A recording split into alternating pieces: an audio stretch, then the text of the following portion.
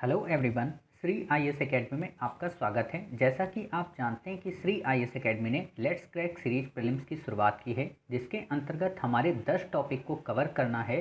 अर्थात हम 10 सीरीज को कवर करेंगे। उसी दिशा में ये हमारी चौथी सीरीज है, अर्थात सीसैट लेट्स क्रैक सीरीज। इस सीसैट लेट्स क्रैक सीरीज में हम कॉम्प्रीहेंशन के संदर्भ में जानकारी लेंगे कि आखिरकार कॉम्प्रीहेंशन को करते समय हमें किन बातों का ख्याल रखना है और कॉम्प्रीहेंशन को हमें किस तरीके से सॉल्व करना है। तो ये हमारा पहला दिन है, तो चलिए शुरू करते हैं। जैसा कि आप देख रहे हैं, ये हमारी सीसैट लेट्स क्रैक सीरीज का डे 1 है, अर्थात कॉम्प्रीहेंशन का पार्ट 1। हमने क्या किया है कि सीसैट को लेकर हमने वास्तव में दो मोटे पार्ट बनाए हैं। दो पार्ट का मतलब एक पार्ट में हम आपको कॉम्प्रीहेंशन कराया करेंगे और दूसरे पार्ट में हम आपको मैथ और रीजनिंग के इम्पॉर्टेंट टॉपिक कराएंगे।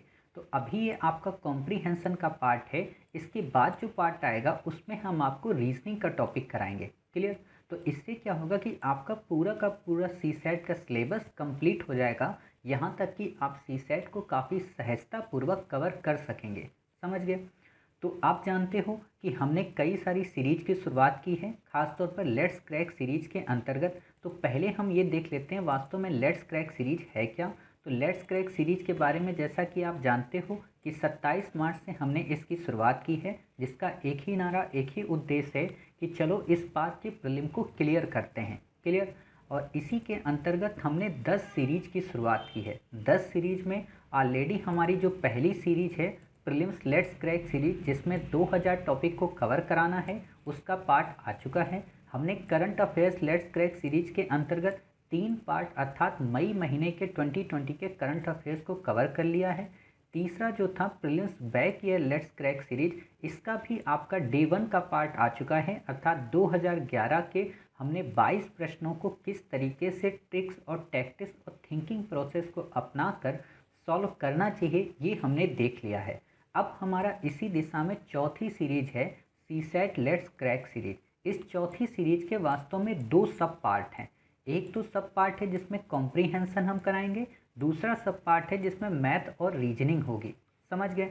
तो अभी इस पार्ट में हम आपको बताएंगे कॉम्प्रीहेंशन को और अगले पार्ट में हम आपको बताएंगे क्या, रीजनिंग को, जिसमें हम ब्लड एंड रिलेशन के टॉपिक को कवर करने की कोशिश करेंगे।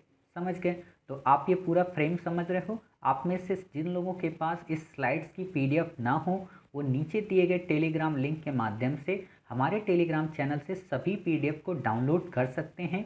आपको पता है कि हम वहाँ पे सारी पीडीएफ आपको प्रोवाइड करा देते हैं। क्लियर?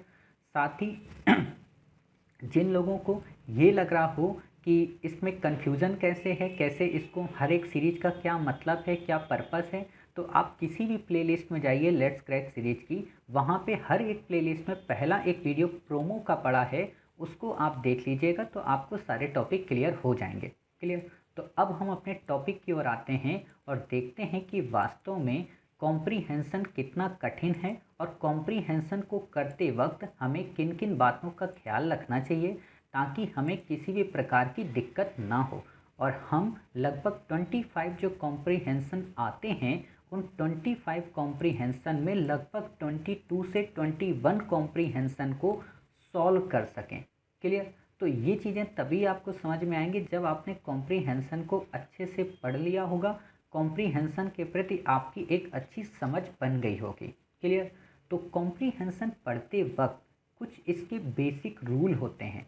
आपको पहले उन बेसिक रूल को समझना है और फिर हम एक एक करके कॉम्प्रीहेंशन को देखेंगे कि कितने आसान तरीके से, कितने सहजतापूर्वक हम कॉम्प्रीहेंशन को काफ़ी अच्छे से सॉल्व कर सकते हैं। क्लियर?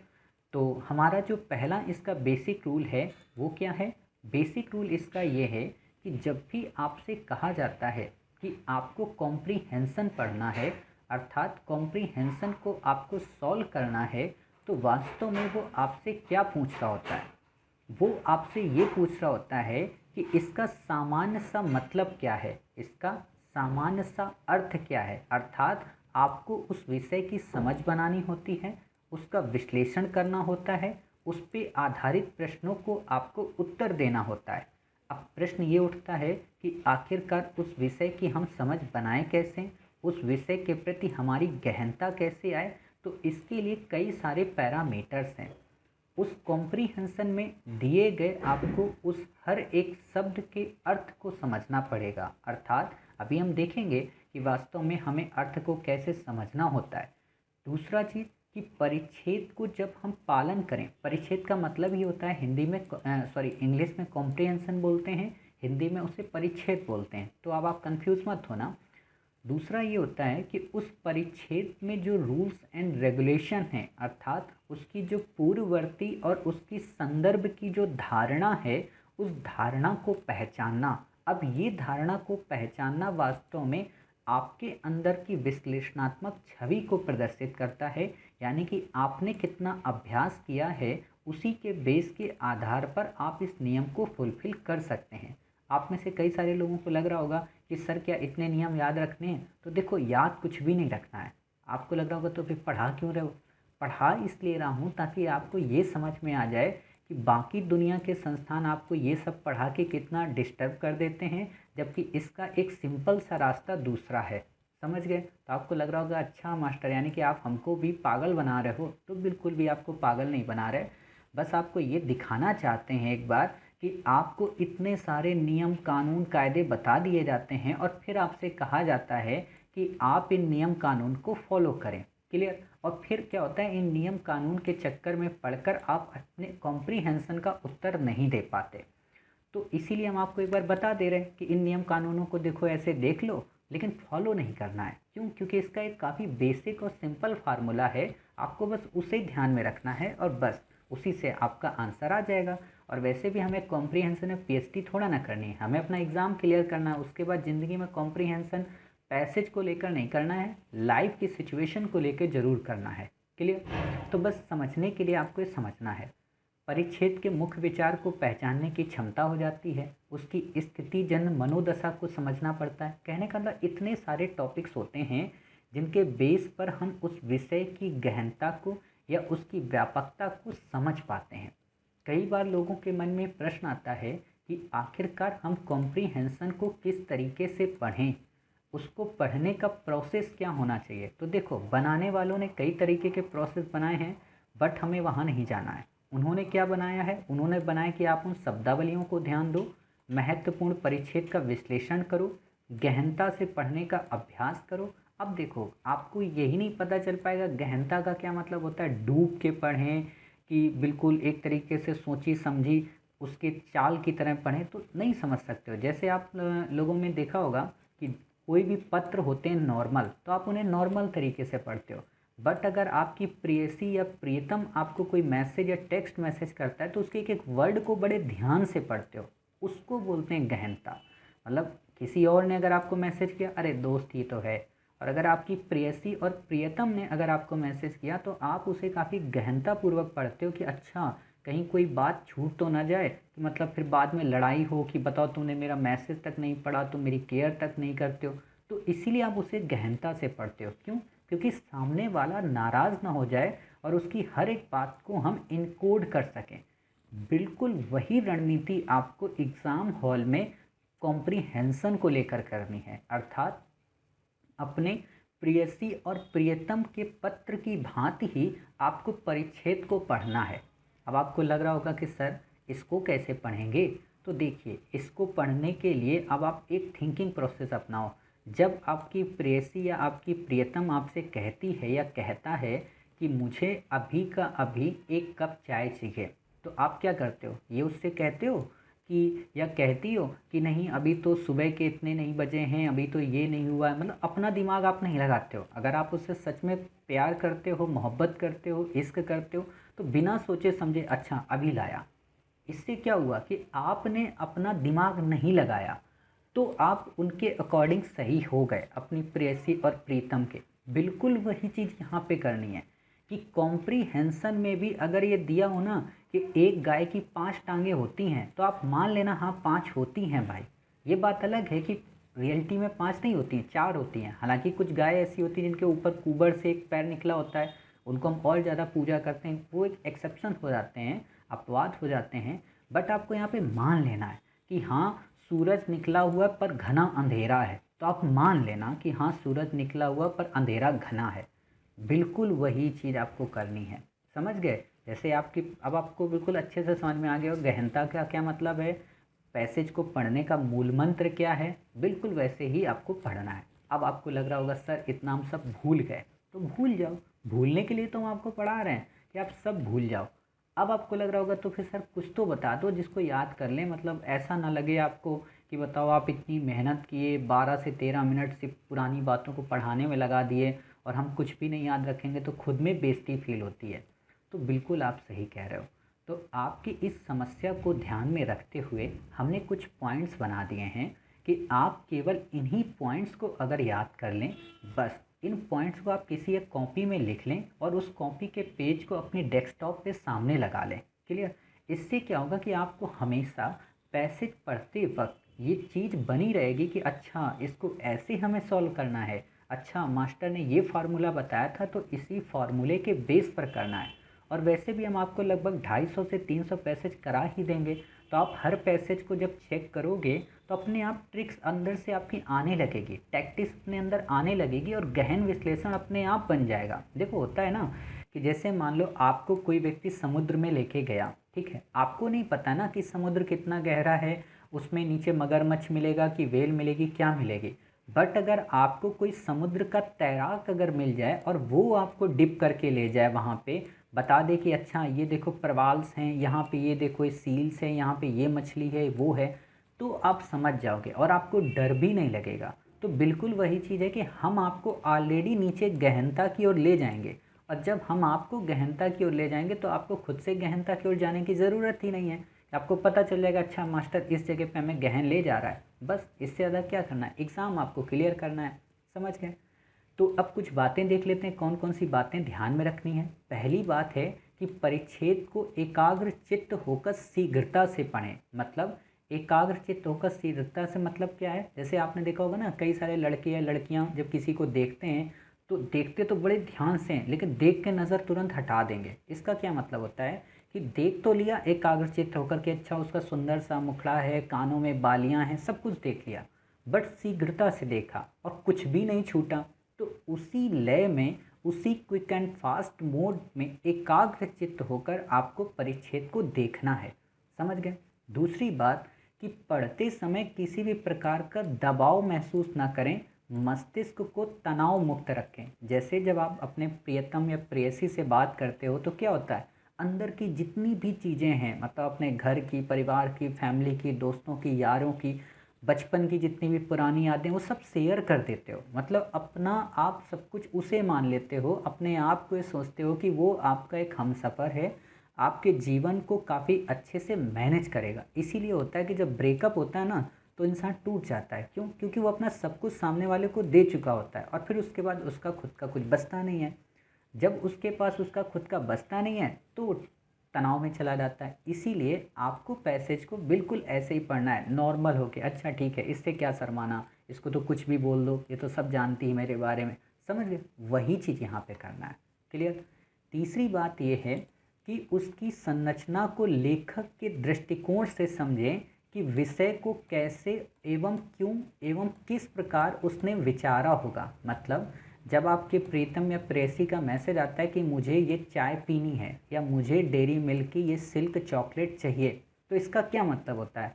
अब आप बताओ, उसने अगर आपसे कहा कि मुझे चॉकलेट चाहिए तो आप क्या करते हो, उससे क्वेश्चन करते हो कि क्यों चाहिए भाई, क्यों खाना है चॉकलेट, ये टाइम है चॉकलेट खाने का? नहीं, आप अपने मन से ही सोच लेते हो या सोच लेती हो कि अच्छा उसका मन होगा, कुछ खाया होगा तो इसलिए मीठा उसको कुछ खाने का मन कर रहा होगा, इसीलिए खा रहा होगा।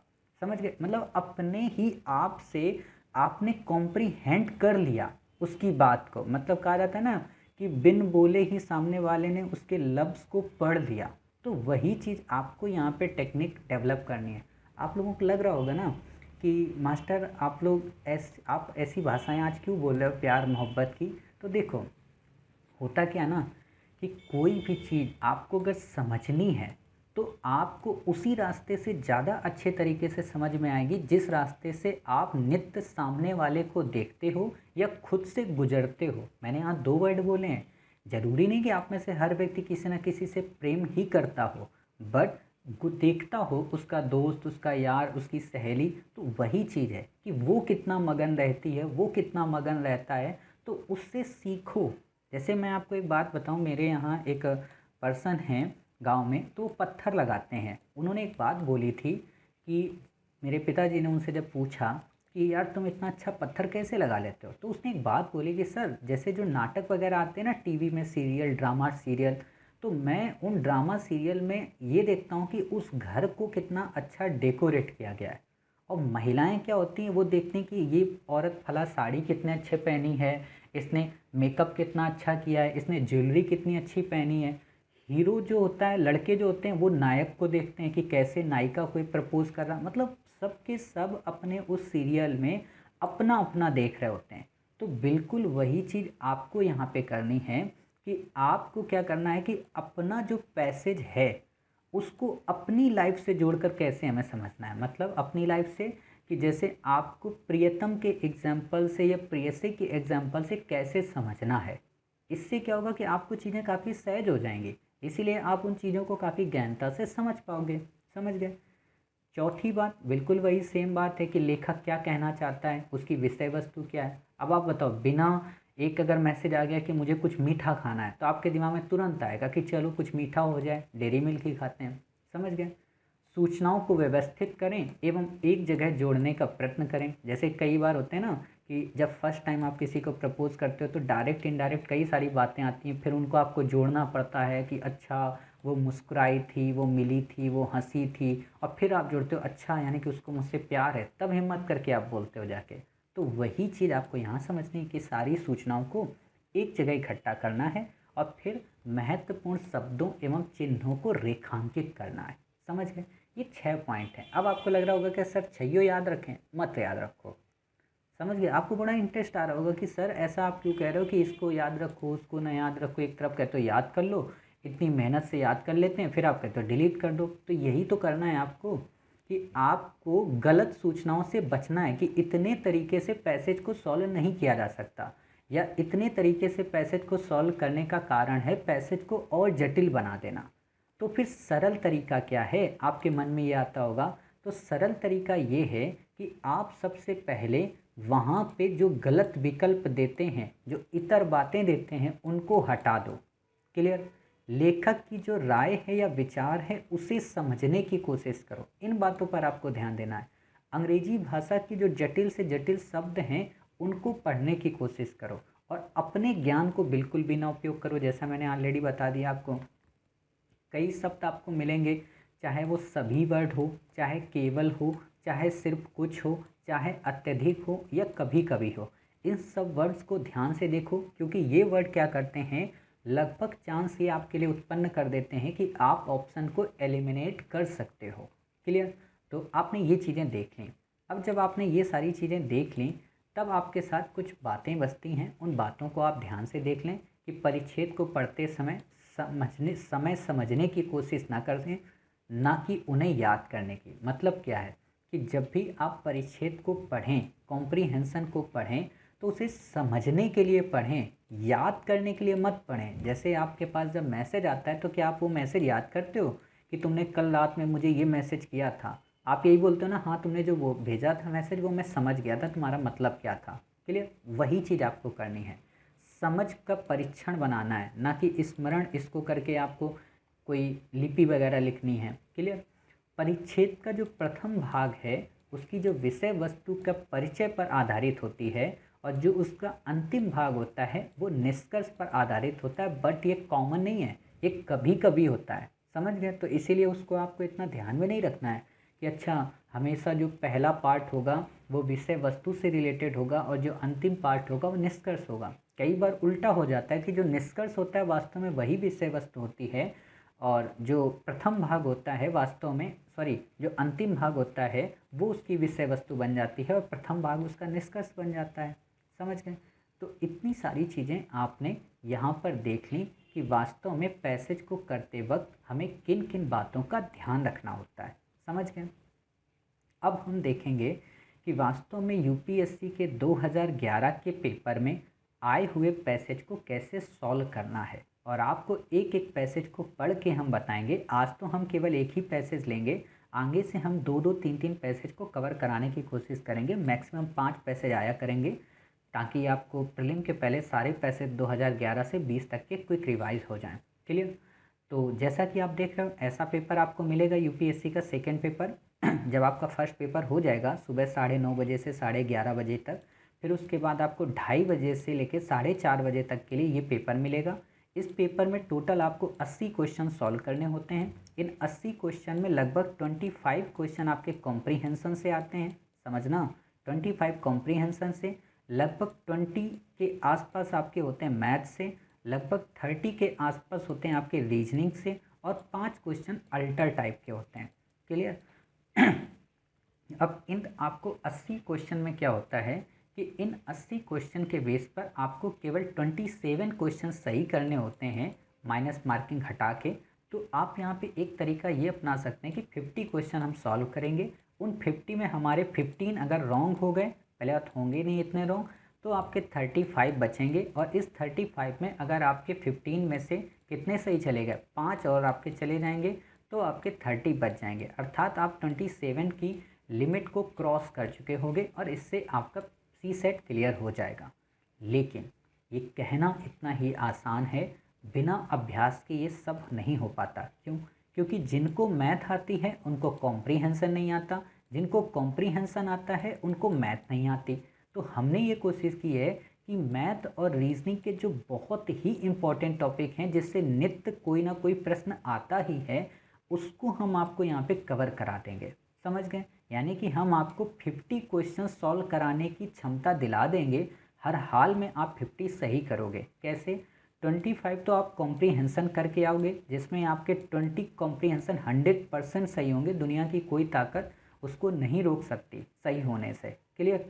दूसरी बात, आपको रीजनिंग हम पूरी करा देंगे, मतलब जो बेसिक है, जैसे ब्लड रिलेशन करा देंगे, डाइस करा देंगे, साथ ही आपको पजल्स करा देंगे, आकृतियों का करा देंगे, घन को करा देंगे, मतलब काफ़ी सारे डेप्थ में चीज़ें करा देंगे जो रीजनिंग के पोर्शन हैं, जिससे आपके आंसर काफ़ी अच्छे हो जाएं। क्लियर। पजल्स वगैरह हम आपको करा देंगे, मैथ के कुछ पोर्शन करा देंगे, जिससे आपके 30 से 25 क्वेश्चन सॉल्व हो जाएं। इस तरीके से आप 50 क्वेश्चन अपना सॉल्व कर लेंगे। समझ गए?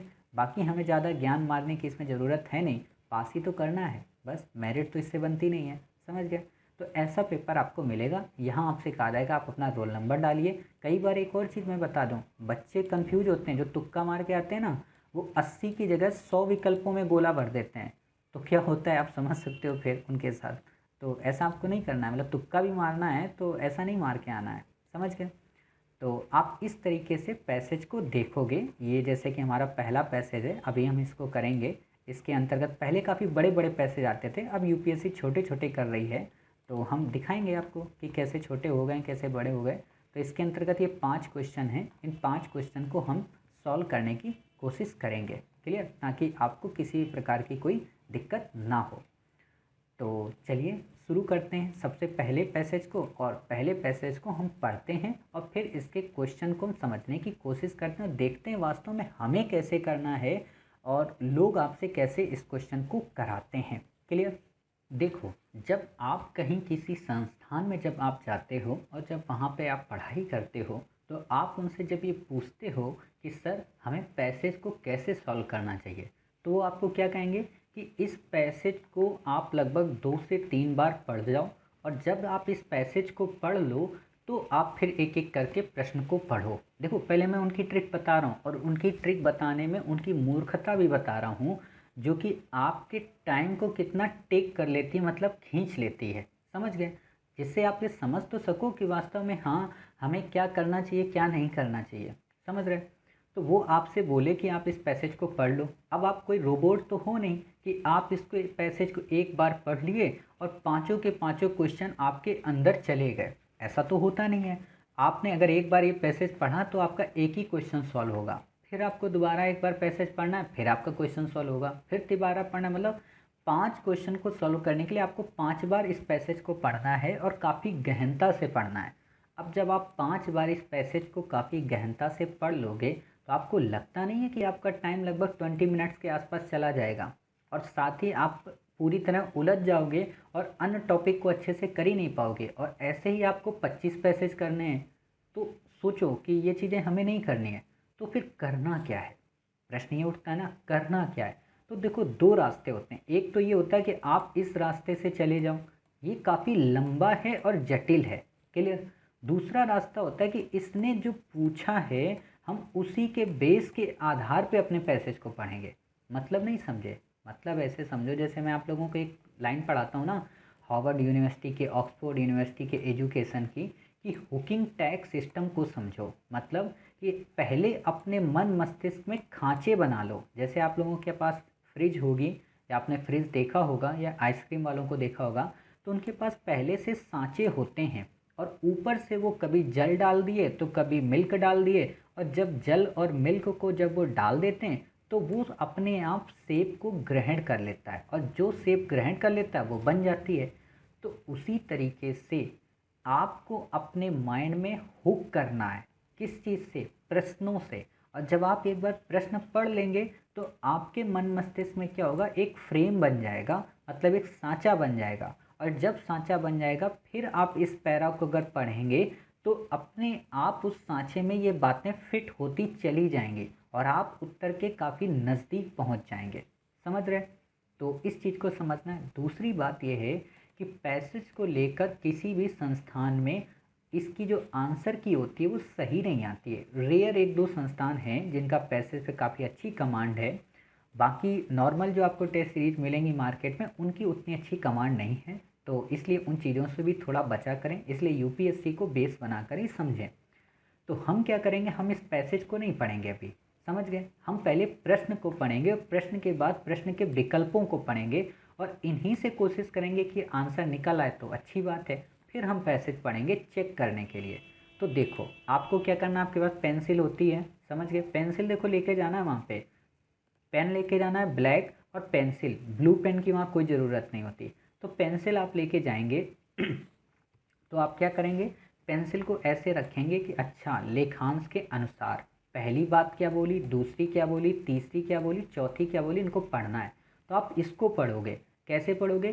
समावेशी समृद्धि का उद्देश्य राष्ट्र के संस्थापकों द्वारा रखा गया था। आप बताओ, इसको पढ़ने में कोई दिक्कत हो रही है? आपको क्या ऐसा लग रहा है कि समावेशी समृद्धि का उद्देश्य राष्ट्र के संस्थापकों के द्वारा नहीं बल्कि किसी और मंगल ग्रह के प्राणी के द्वारा रखा गया होगा? समझ गए? मतलब आपको लग रहा है कि हाँ, राष्ट्र के संस्थापकों के द्वारा रखा तो गया ही होगा भाई, और कौन रखेगा, और तो कोई रखेगा नहीं आके। मतलब ये कुछ हद तक सही है, तो आप इसको यहाँ पे ऐसे टिक कर लो। ध्यान देना, यही ड्रामा करना है आपको, बिना पढ़े ऐसे टिक कर लेना है। दूसरा, समय की आवश्यकता है कि एक सामर्थ्यकारी सरकार हो। मतलब समय की ज़रूरत है। तो आप भी जानते हो कि युग बदल रहा है, और युग बदलते हुए बदलते परिवेश में हमें नए से नए लोग लाने चाहिए, नई से नई सरकार लानी चाहिए, ताकि नए तरीके से हम इन टेक्नोलॉजी से संबद्ध समस्याओं को सॉल्व कर सकें। समझ गए? बिल्कुल बेसिक है ये भी, इसमें भी कोई एक्सट्रीम वर्ड नहीं लग रहा है, बल्कि एक सहजता लग रही है। समझ गए? तो आप इसको भी सही कर दोगे अपने मन से। ध्यान देना। तीसरा है, सरकार को बाजार की प्रक्रियाओं में अधिकतम हस्तक्षेप रखना चाहिए। आप ध्यान दो, ये वर्ड एक्सट्रीम नहीं दिखा रहा आपको। सरकार को बाजार की प्रक्रियाओं में अधिकतम हस्तक्षेप रखना चाहिए। इस अधिकतम को यहाँ पे गोला कर लो और आप समझ जाओ कि वास्तव में ये ना, ये ऑप्शन गलत कराएगा। तो आप इसको यहाँ पे से कट कर दो। अभी आपको यही करना है। देखो अभी कितनी जल्दी, 1 मिनट भी नहीं हुआ है, हमने 3 ऑप्शन आ गए, 3 ऑप्शन तक।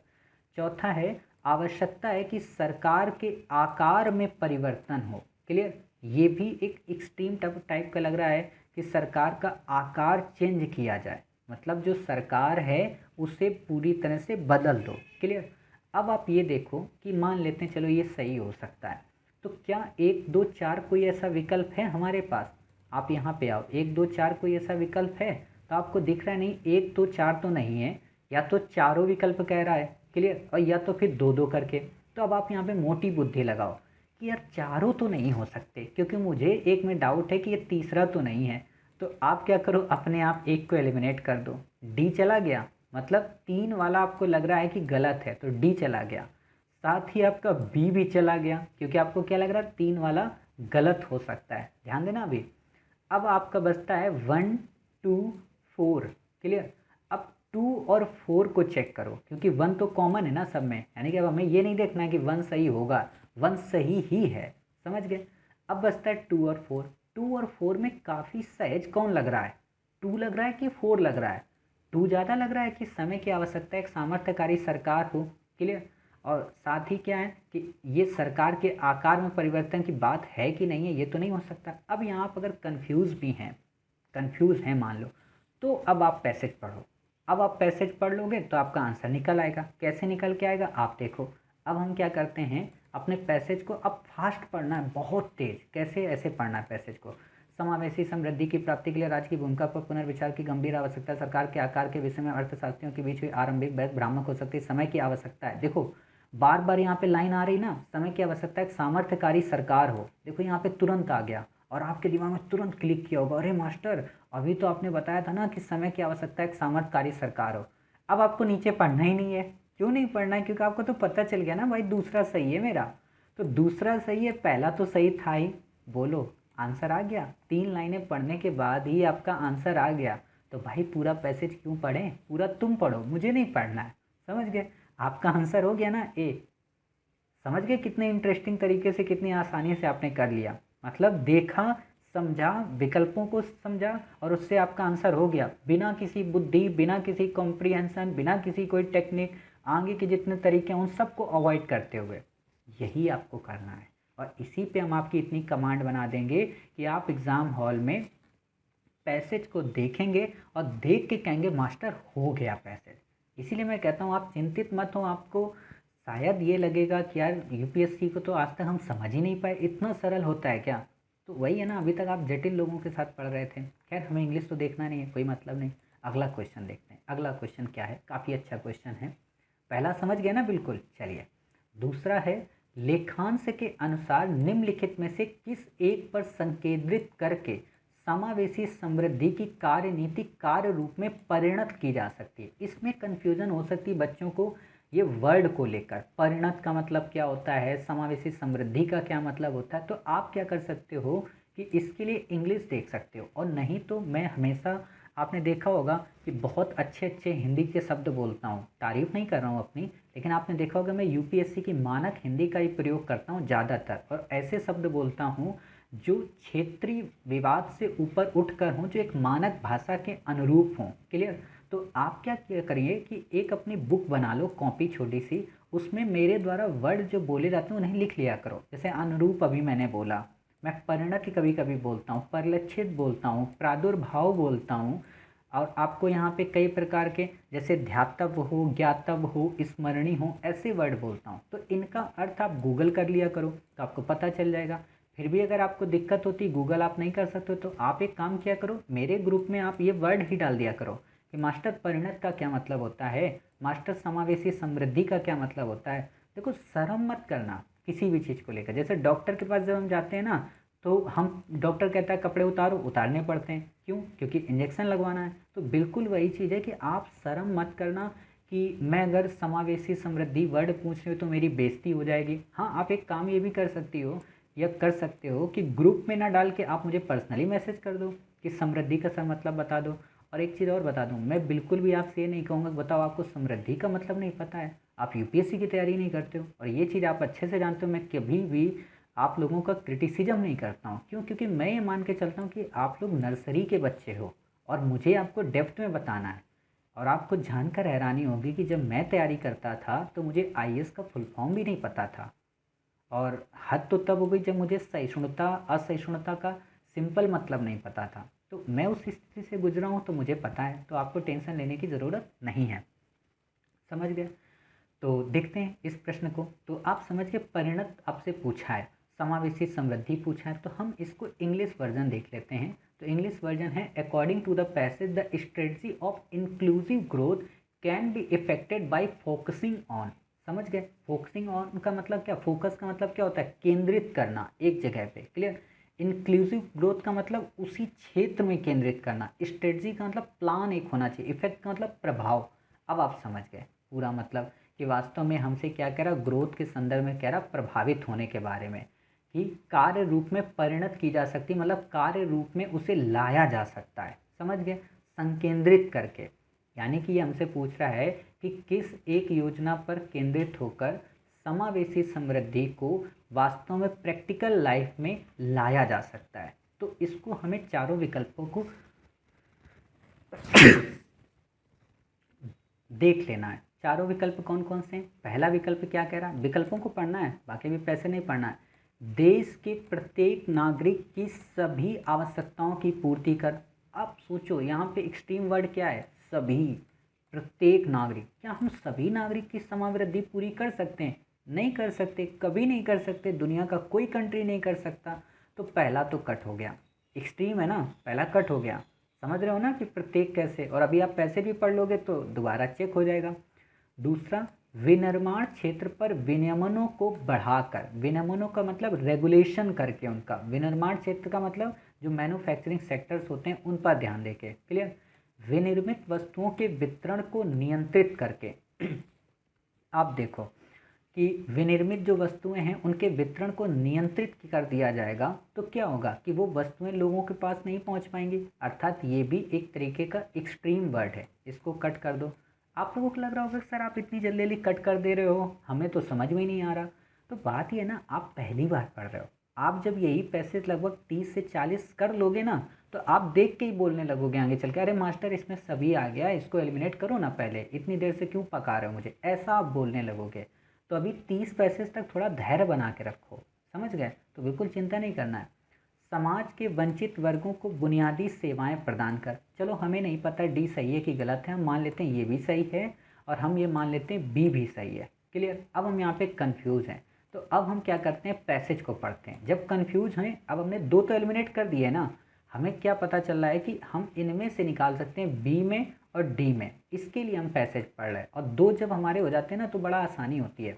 तो अब हम क्या करेंगे, उतनी ही फास्ट हम फिर से पढ़ेंगे। कैसे पढ़ेंगे? बिल्कुल आपको पता है, समावेशी समृद्धि की प्राप्ति के लिए राज्य की भूमिका पर पुनर्विचार की गंभीर आवश्यकता है। सरकार के आकार के विषय में अर्थशास्त्रियों के बीच हुई आरंभिक बहस भ्रामक हो सकती है। समय की आवश्यकता है कि एक सामर्थ्यकारी सरकार हो, राज्य सभी आवश्यकताओं की पूर्ति कर सके। यह भारत राष्ट्र के विशाल और जटिल स्वरूप को देखते हुए आसान नहीं है। देख रहे हो यहाँ पे लाइन दे दिया कि सभी लोगों की आवश्यकताओं की पूर्ति की जा सके, ये आसान नहीं है। तो आप समझ गए कि पहले पैरे में लाइन ही उसने ये दी थी कि सभी की पूर्ति हो सकती है। तो आपको पता है कि नहीं भाई, सभी की हम पूर्ति कर ही नहीं सकते, तो ये तो कट हो गया आपका ए ऑप्शन। चेक हो गया ना आपका? देखो अब समझ में आता है कि हमने जो यहाँ पढ़ा था वो हमने पढ़ लिया वहाँ पे। फिर देखो, सरकार सभी अनिवार्य वस्तुओं का उत्पादन करे, सभी आवश्यक नौकरियों का सृजन करे और सभी वस्तुओं की कीमतों पर नियंत्रण रखे। ऐसी उपेक्षा विशाल बोझिल नौकरशाही और व्यापक भ्रष्टाचार की ओर ले जाएगी। मतलब जरूरी नहीं कि वो सरकार सब कुछ इन चीज़ों पर ध्यान दे या सब पर ऐसा कंट्रोल कर सके। इस लाइन का मतलब ये है कि क्या कह रहा है कि जरूरी नहीं सरकार सभी अनिवार्य वस्तुओं का उत्पादन करे, मतलब सब कुछ सरकार ही उत्पादन करेगी, ये संभव ही नहीं है। सभी वस्तुओं की कीमतों पर नियंत्रण रखे, ये भी संभव नहीं। तो अब आप इससे अपनी लाइन को निकालो कि क्या सभी कीमतों पर नियंत्रण रख सकती है? तो नहीं रख सकती। आपको ऑप्शन में देखो यहाँ पे दिया है ना, विनिर्मित वस्तुओं के वितरण को नियंत्रित करे, तो नहीं कर सकती है। इस लाइन से ही समझ में आ गया। तो तीसरा आपका ऑप्शन एलिमिनेट हो गया, समझ गए? तो अब आपके बी और डी बच रहे ना, देखो धीरे धीरे एलिमिनेट हो रहे लाइन बाय लाइन। फिर आता क्या है कि लक्ष्य ये होना चाहिए कि राष्ट्र के संस्थापकों ने जिस समावेशी समृद्धि का उद्देश्य रखा था हम उसके साथ बने रहें। और अब आप देखो पहले ऑप्शन में यहाँ पे संस्थापकों के द्वारा दिया गया था तो इसलिए सही हो गया था। देखो हमने पढ़ा नहीं लेकिन आ गया ना अपने आप।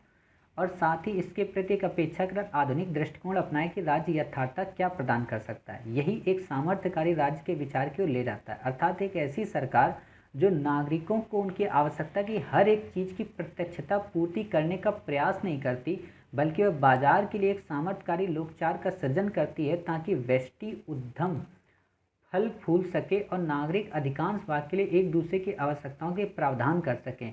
वह ऐसे लोगों के की मदद के लिए आगे आती जो स्वयं अपनी बेहतरी नहीं कर पाते, क्योंकि वैसी भी व्यवस्था क्यों ना हो, कुछ लोग हमेशा ऐसे होते हैं जिन्हें सहारे और मदद की आवश्यकता होती है। अतः हमें ऐसी सरकार की ज़रूरत है जो बाजार के मामलों में, ध्यान देना, प्रभावी प्रोत्साहन अनुकूल नियम स्थापित करे और न्यूनतम हस्तक्षेप करती हुई हाशिए पर बनी रहे।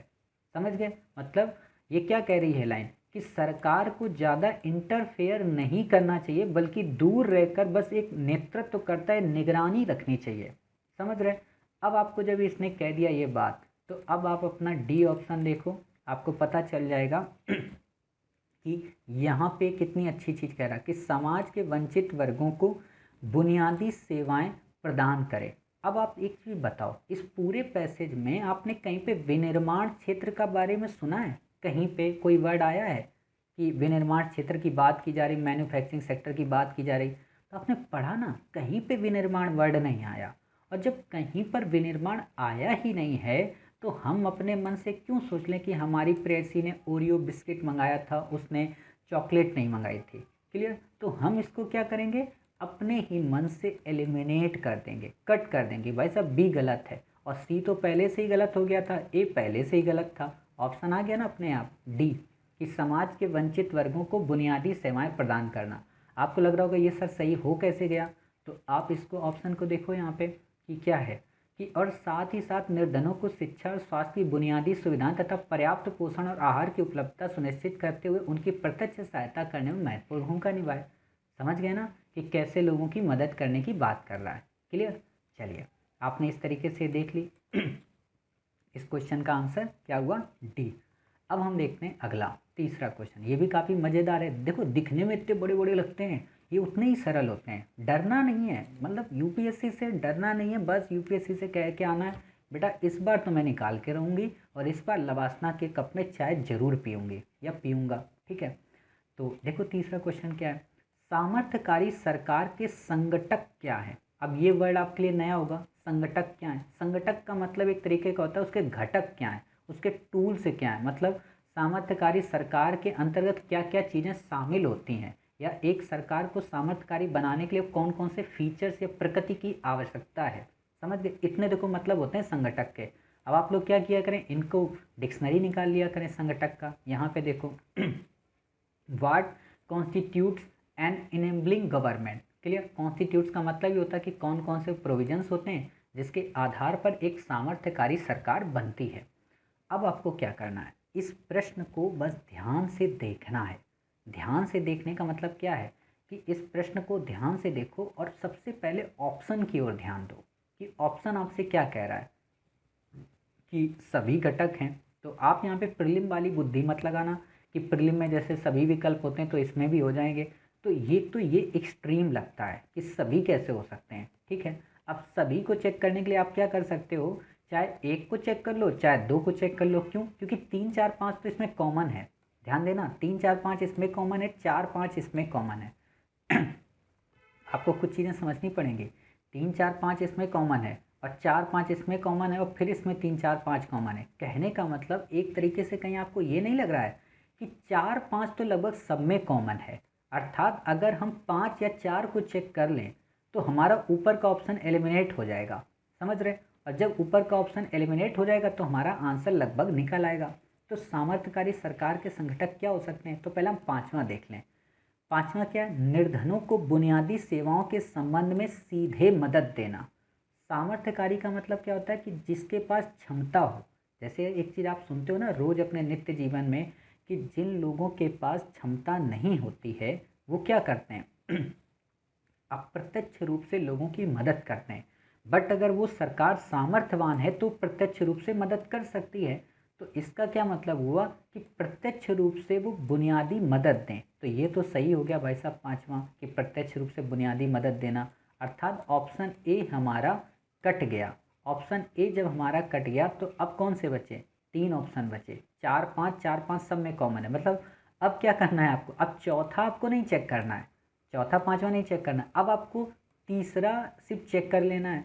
और तीसरा अगर आप चेक कर लोगे तो आपको क्या पता चल जाएगा कि वास्तव में अगर तीसरा गलत हो जाए तो अपने आप आपका ऑप्शन बी आ जाएगा, और तीसरा अगर सही हो जाए तो आपका बी भी कट जाएगा और फिर आपका सी डी बचेगा। खैर ये काफ़ी जटिल प्रोसेस है, आपको लग रहा होगा काफ़ी जटिल आपने सर बना दिया। तो ऐसा नहीं करना है, छोड़ देना है इसको। अब क्या करना है छोड़ने के बाद? छोड़ने का मतलब ये नहीं कि आपको क्वेश्चन छोड़ के आना है, क्वेश्चन नहीं छोड़ना है, समझना है ऐसे कि सामर्थ्यकारी सरकार के संगठक क्या है। क्या नौकरशाह को बड़ा कर देने से या प्रशासन में अधिकारियों की नियुक्ति ज़्यादा कर देने से क्या सरकार सामर्थ्यवान हो सकती है? जब तक वो संसाधनों की उस पर पहुंच ना हो और वो नौकरशाही इतने कैपेबल ना हो। अर्थात कम से कम नौकरशाही भी अच्छा सा अच्छा प्रशासन कर सकती है। यानी कि विशाल नौकरशाही का जो वर्ड है, वास्तव में ये एक तरीके का एक्सट्रीम वर्ड है। समझ में आ रहा है कि विशाल नौकरशाही की बात कर रहा है। तो हमने क्या किया, इस वर्ड को कट कर दिया कि नहीं भाई ये गलत हो सकता है। हमने पहला ऑप्शन कट कर दिया इसको देखकर, और हमने डी ऑप्शन कट कर दिया। अब हमारे पास दो ऑप्शन बचे, बी और सी, जिसमें 4 5 तो कॉमन है, समझ गए। तीसरा हमें चेक करना है, तो यानी कि 4 5 को देखना ही नहीं है। कई बार बच्चे क्या होता है ना, सब पढ़ते हैं, हमें सब नहीं पढ़ना है, टाइम बचाना है।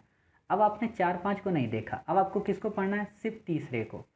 ऐसे लोकाचार का सृजन करना जिसमें वैश्विक उद्यम को मदद मिले। वैश्विक उद्यम, आपने अभी वर्ड यहाँ पे सुना था, देखो अब आपको याद आ जाना चाहिए। होता क्या है जब आप पैसेज पढ़ लेते हो ना, तो आपके दिमाग में छप चुका होता है। तो आप यहाँ पे देख लो, दो वर्ड आपके वो मिल गए कि ऐसी उपेक्षा की विशाल बोझिल नौकरशाही हो, ये गलत हो जाएगा। इसमें दिया ना कि सरकार जरूरी नहीं सभी अनिवार्य वस्तुओं का उत्पादन करे।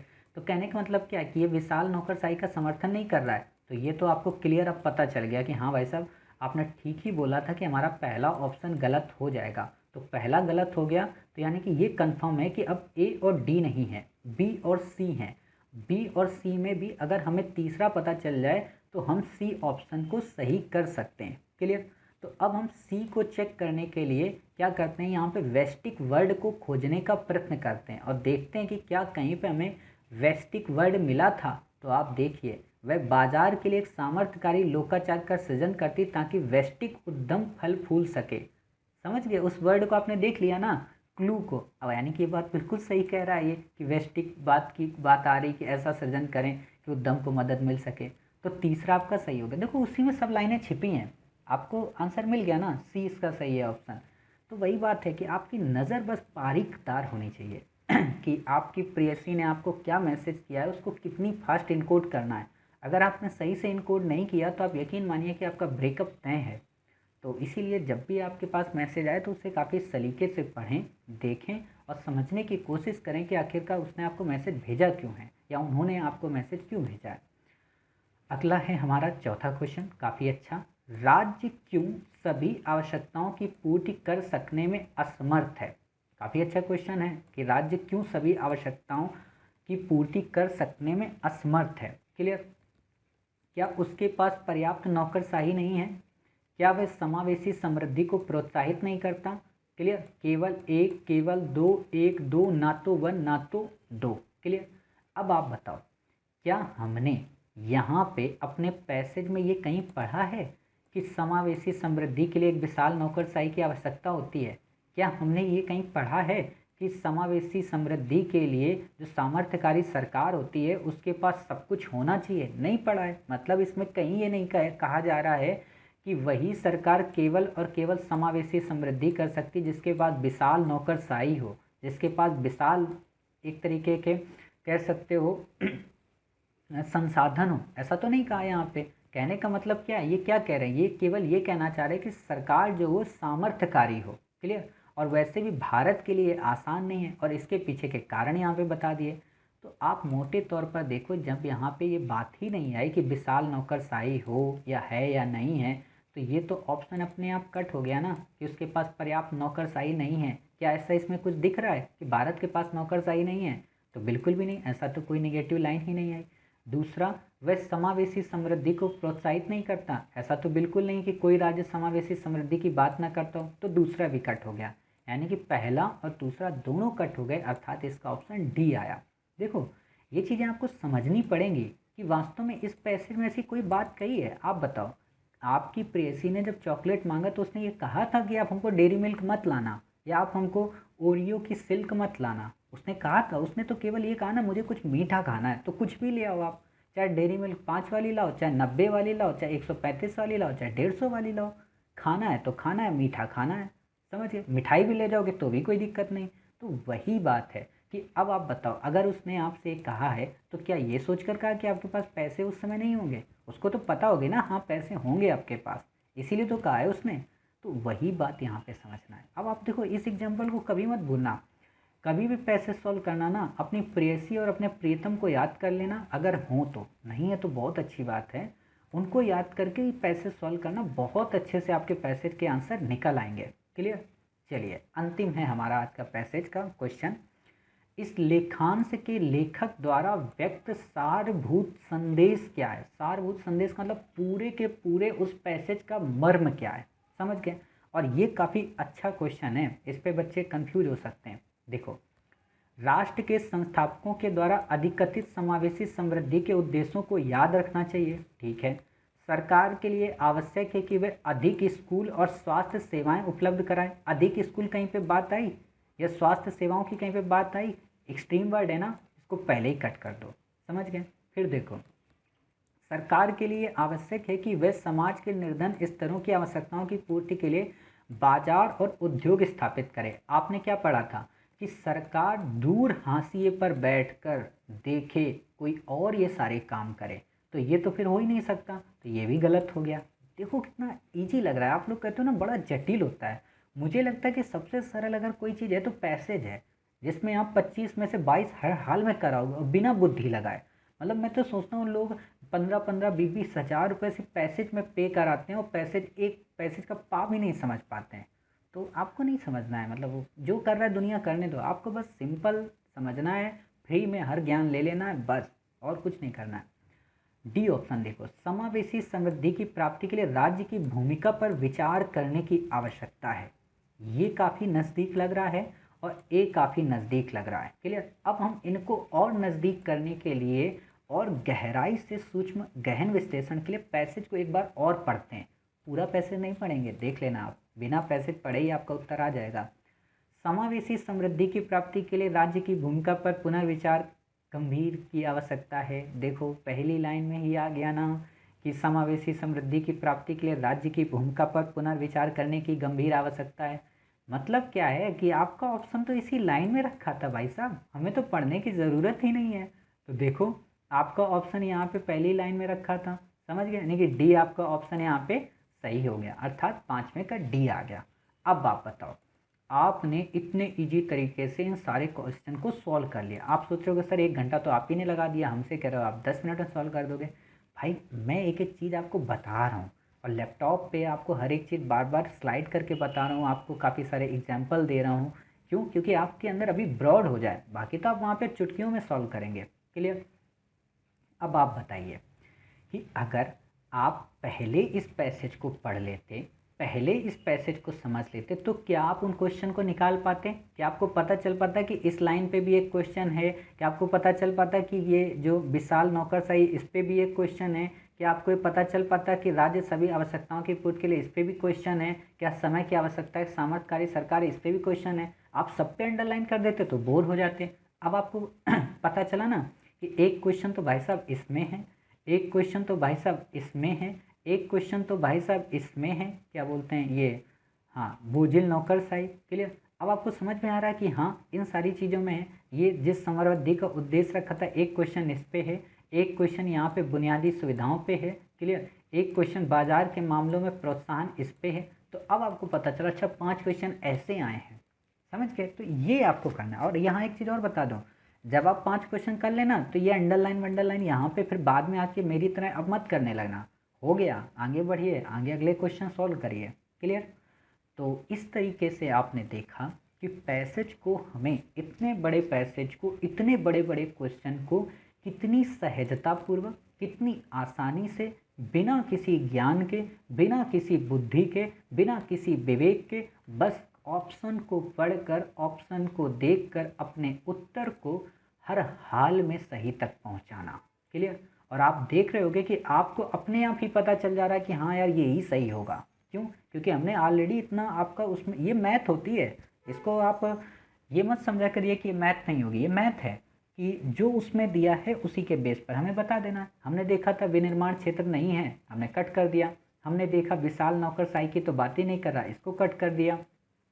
हमने ये वाला पढ़ा ही नहीं था, फिर भी हमारा ऑप्शन आ गया। आपने ये भी सीखा कि बिना पढ़े, मतलब ज़रूरी नहीं कि पाँचों के पाँचों विकल्प को पढ़ें, हम केवल ऑप्शन को देख लेते हैं कौन कॉमन है। 4-5 सब में दे रहा है तो 4-5 को पढ़ना ही नहीं है। एक को चेक कर लेंगे तो 2 एलिमिनेट हो जाएंगे, फिर 3 को चेक कर लेंगे, मतलब 2 ऑप्शन पढ़ के हम 5 ऑप्शन की हेल्प ले सकते हैं, समझ गए। तो इस तरीके से आपने पूरे पैसेज को देखा। उम्मीद है आपको ये क्लास काफ़ी अच्छी लगी होगी। तो मिलते हैं अपने डे 2 में 5 नए क्वेश्चन के साथ, अर्थात लेखांश 2 के साथ में, परिच्छेद 2 के साथ में।